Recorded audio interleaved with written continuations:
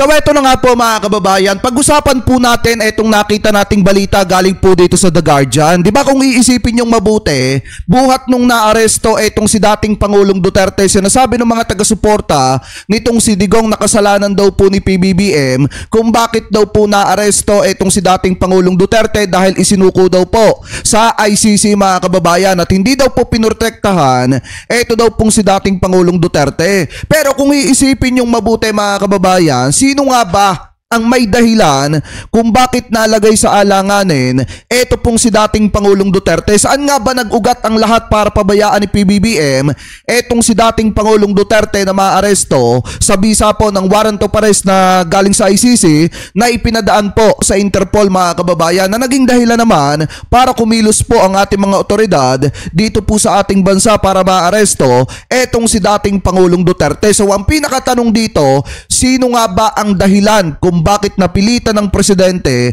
na pabayaan etong si dating Pangulong Duterte na harapin yung kanya mga kinakatakutan at yung mga totoong kalaban po niya? So ngayon, basahin po natin itong nakita po nating balita galing po sa The Guardian. Pero bago po natin pag-usapan yan, lagi ko naman po sinasabi sa inyo na wag po sana nating kalimutan na i-like ito pong video natin na ito at wag nyo na rin pong kalimutan na mag-subscribe dito sa ating YouTube channel. Hit nyo na rin po yung ating notification bell para lagi po kayong updated sa tuwing mag-upload po tayo ng panibagong video na katulad po nito. At comment below na lamang po kung ano po mga opinion at masasabi po ninyo hingil po dito sa bidyong ito na tinalakay po natin. So ngayon, sabi po dito sa The Guardian mga kababayan, Philippine Vice President, I'll dig up President's father and throw him in the sea. So ngayon, ito po yung source natin, The Guardian.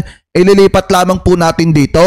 So sabi po dito mga kababayan, nagbanta daw etong ating Vice Presidente ng Pilipinas na si Sara Duterte na hukayin ang mga labi ng dating presidente na ama ni Pangulong Ferdinand Marcos Jr. at itatapon sa dagat na maglulunsad ng matinding pag-atake sa kanyang karibal. Si Duterte ay dating kaalyado ni Marcos Jr. at tumakbo sa isang magkasanib na ticket sa kanya noong 2022 na halalan. Nananalo ng isang napakalaking tagumpay. Gayunpaman, nagbitiw siya sa gabinete noong Hunyo at ang dalawang makapangyarihang dinastiya ay nakikibahagi na ngayon sa isang mapait na pakikibaka para sa kapangyarihan bago midterm na halalan sa susunod na taon na kapwa naghahanda rin para sa presidential poll sa 2028. Alam nyo ba mga kababayan, di ba napakalaking issue po nito noong bastusin ni Sara Duterte eto pong dating presidente na si former President Ferdinand Marcos Sr. na kung saan di ba lantaran niya ng sinabi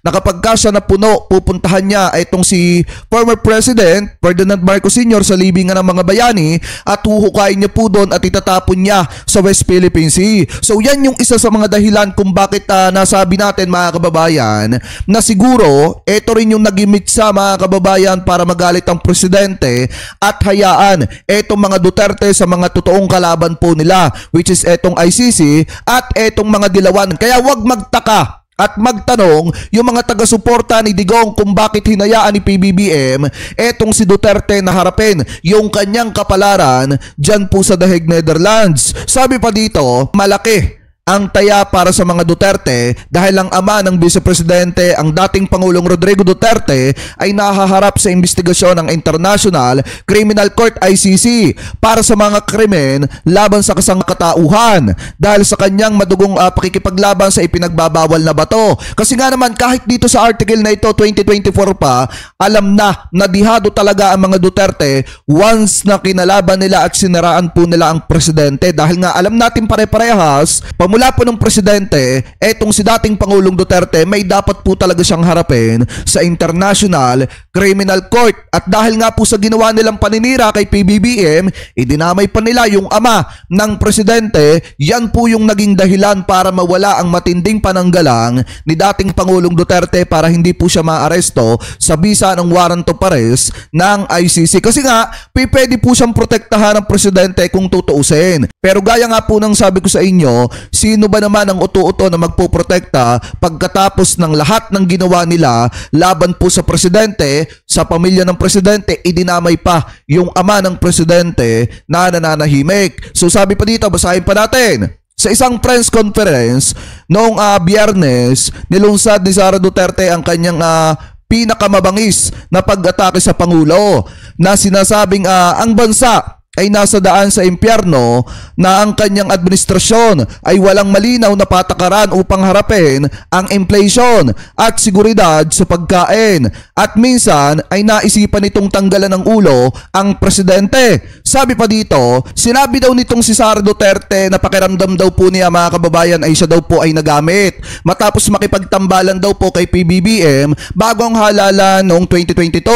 Napagtanto daw niya na naging toxic ang kanilang relasyon, aniya, matapos niyang panoorin na tila naging sanhi ng pagkakahiya daw po ng isang batang nagtapos. Ito yung patungkol dun sa kadete na humihingi ng relo ng presidente, na tinanong ni PBBM na bakit daw niya ibibigay yung kanyang relo doon daw po sa bata na nagtapos, mga kababayan, na ikinukumpara pa nga ng mga didiset dun sa nangyari kay dating Pangulong Duterte na ibinigay yung relo dun sa mga kadete na nagtapos, na parang sinasabi pa nga ni Sara Duterte, pinalalabas niya dun sa kanyang press con na masama ang ugali ng presidente. Pero gaya nga po ng sabi ko sa inyo, meron po kasing kahulugan yung sinabi ng kadete at yung naging sagot ng presidente. At unang-una, yung suot po ng presidente na relo, yun ay regalo pa ng kanyang asawa sa kanya. So sabi pa po dito, tinanong ng nagtapos si Marcos kung maaari niya makuha ang relo ni Marcos bilang regalo sa pagtatapos, para lamang hilingin ni Marcos sa kanya na ulitin ang tanong, at pagkatapos ay tanungin kung bakit niya ito gagawin, na nag-udyok sa pagtawa ng mga nasa paligid at ang kahihiyan ng nagtapos anya, na naging dahilan daw, mga kababayan, para maisipan ni Sara Duterte na tanggalan daw ng ulo etong si PBBM. At pakiramdam daw niya na yung relasyon po nila ni PBBM tila nakakalason, mga kababayan, dahil nga nai-imagine daw niya na tinatanggalan niya ng ulo ang presidente. At kung titingnan nyo nga, habang naandudo sa press con, minumustra pa ni Sara Duterte kung ano yung gagawin niya dito kay PBBM. So sabi pa dito, lalong tumaas ang tensyon sa pagitan ng dalawang magkaribal matapos ang kamakailang investigasyon na nagsasabing pinangunahan ni Duterte ang maling paggamit ng pampublikong pondo, isang bagay na itinanggi niya. Ganon din ang kamakailang mga pagdinig sa parlamentaryo tungkol sa gera laban sa ipinagbabawal na bato, na napakinggan naman ng mga mamamahayag na ang tanggapan daw ni dating Pangulong Duterte ay nagbabayad ng gantimpala ng hanggang $17,000 sa mga pulis na nagtutumba sa mga suspect ng ipinagbabawal na bato. Sabi pa dito, mga kababayan, na ito daw itinanggi ni Rodrigo Duterte ang pagpapahintulot sa mga tauhan daw niya or yung mga pulis dati ng pagpapatumba. Gayon pa man, paulit-ulit lantaran niyang binantaan ang mga nagbibenta ng ipinagbabawal na bato na itutumba talaga niya bago at panahon ng kanyang pagkapangulo. Nauna nang sinabi ni Marcos Jr. na hindi siya susunod sa investigasyon ng ICC sa ipinagbabawal na bato ng dating administrasyon. Ngunit sinabi ng mga analysis na posibleng magbago ang kanyang paninindigan kung mararamdaman niyang mahina sa politika ang kanyang mga karibal.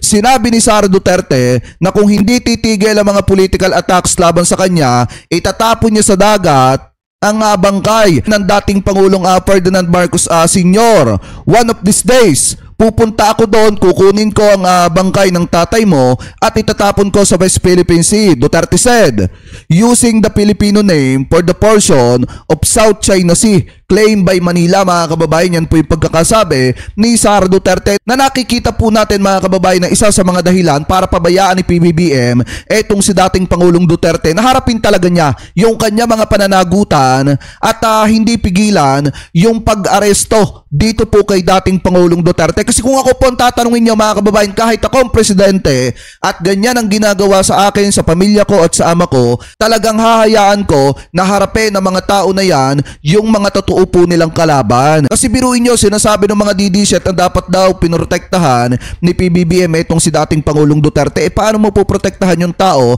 na halos araw-araw sinisira yung pamilya mo, halos araw-araw sinisiraan ka sa publiko at pinagtutulungan ka ng pamilya ng tao na yon? So paano mo po protektahan yung tao na yon? So wala kang ibang gagawin kung hindi hayaan sila na harapin yung mga totoong kalaban po nila, at yan po yung ginawa ng presidente. Alam nyo, kung tutusin, mga kababayan, dapat po talaga mapapanagot itong si dating Pangulong Duterte, kasi nga alam naman po natin na may mga pamilya dito sa Pilipinas ang talagang naghahangad ng hustisya na dapat ay mapapanagot ito pong si dating Pangulong Duterte. So sabi pa dito mga kababayan, noong 2016 kung kailan mainit ang relasyon ng dalawang pamilya, nagdulot ng kontrobersiya si Rodrigo Duterte sa pamamagitan ng pagpapahayag sa pagpapalibing ng isang bayani na may mga parangal sa militar para kay Marcos Sr. Ang yumaong dating presidente ay inakusahan ng pandarambong ng halagang 10 billion US dollar daw mula sa kalaban ng Estado sa panahon ng kanyang pamumuno at ng pamumuno sa malawakang pang-aabuso sa karapatang pantao daw. Yan po yung sabi dito sa balita. Sinabi ng Presidential Communication Secretary Cesar Chavez na hindi sasagot si Marcos sa mga pahayag ni Sara Duterte. Pero kung tutusin mga kababayan na itong sinasabi nila dito sa article na ito na pandarambong daw ni former President Ferdinand Marcos Sr., gaya nga po ng sabi ko, yung mga ill-gotten wealth na yan mga kababayan, ay yan po ay naibasura na sa sandigang bayan. Pakitama na lamang po ko kung ako po ay mali. At yan naman po ay hinarap din ng pamilyang Marcos. At saka isipin yung mabuti, sa tagal ng pamumuno ni Marcos Sr., sa dami niyang naipagawa, sa dami niyang mga naipatayo, isipin nyo naman, napakaliit ng pera, ng pondo, ng pamahalaan ng mga panahon na yon, pero nagawa niyang magpagawa ng napakaraming proyekto at nagawa niyang ibangon ng Pilipinas na naging dahilan para kilalanin ng Pilipinas sa iba't ibang bansa. So ngayon, ang tanong dyan, paano pa nila nasasabi na nangurakot itong si former President Ferdinand Marcos Sr. ganung napakarami niyang nagawa? Di ba mga kababayan? So yan yung mga nakikita nating dahilan kung bakit hinayaan ni PBBM eto pong si dating Pangulong Duterte na maaresto sa bisa ng warrant of arrest ng ICC na ipinadaan sa Interpol mga kababayan. Kasi nga naman, kung ganito kabastos etong si Sara Duterte, kahit sino po talagang presidente, hahayaan din ang pamilya ni Sara Duterte na managot sa mga dapat po nilang panagutan. Kahit ako, hindi ko masisisi ang presidente kung bakit hinayaan niya etong si Digong na maaresto at madala sa Dahig Netherlands mga kababayan. Kasi nga, bukod sa may pananagutan doon itong si dating Pangulong Duterte, mali naman at hindi makatuwiran yung pagtratong ginagawa ng pamilyang Duterte sa pamilya ng presidente at sa presidente. Hindi na nga marunong rumespeto at paulit-ulit pang binabastos ang presidente, tapos magdidemand pa yung mga DD-shit mga kababayan na dapat suportahan daw at protektahan ni PBBM etong si dating Pangulong Duterte. Sa madalit salita, dapat kahit sa kahuli-huli ang pagkakataon daw, sinalag daw ni PBBM yung reklamo laban dito kay Digong. Hindi naman po pwede yun. May pananagutan si Duterte at dapat niya pong harapin yan mga kababayan. At kita nyo naman kung gaano kabastos dito eto pong si Sara Duterte. So kahit sino po talaga hindi magugustuhan yung mga ginagawang aksyon na yan ng ating Vice Presidente. So kayo mga kababayan, ano po ang komento ninyo hingil po dito sa article na ito na tinalakay po natin? Ano po masasabi ninyo hingil po sa pambabastos na ginawa ni Sara Duterte sa ama ni PBBM na naging dahilan naman para hayaan ni PBBM na harapin ni dating Pangulong Duterte yung mga kaso na dapat niyang harapin sa International Criminal Court? Comment below na lamang po kung ano po masasabi nyo hingil po sa mga topic na yan na tinalakay po natin. At bago po tayo pansamantala magpaalam, maraming salamat po sa lahat ng Team Replay na hindi po nakakalimutan mag-iwan ng inyong mga komento, mag-like ng ating mga video at mag-subscribe sa ating YouTube channel. Maraming salamat din po sa lahat ng Team Replay na hindi po nakakalimutan na wag po mag-skip ng ating mga ads. Thank you po. Ingat po kayo palagi. God bless po. Maraming salamat po ulit.